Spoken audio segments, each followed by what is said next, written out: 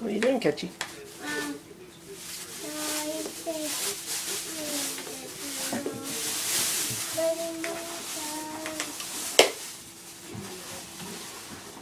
It's almost done, guys. Okay. Okay, and now, wrench. Leif, what are you working on?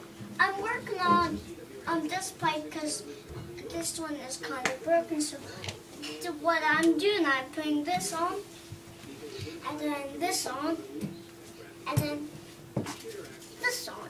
That's how I'm doing it. What are you measuring?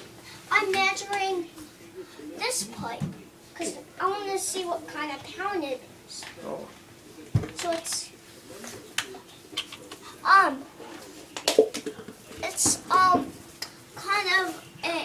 kind of a smaller pipe. So that's why it's 1 pound. Okay. That's why. Okay.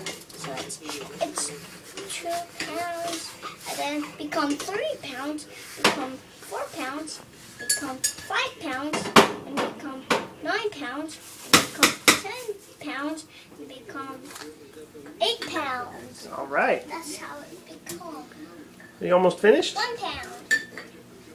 I'm almost finished, but I need to do a little longer because I need to. Okay.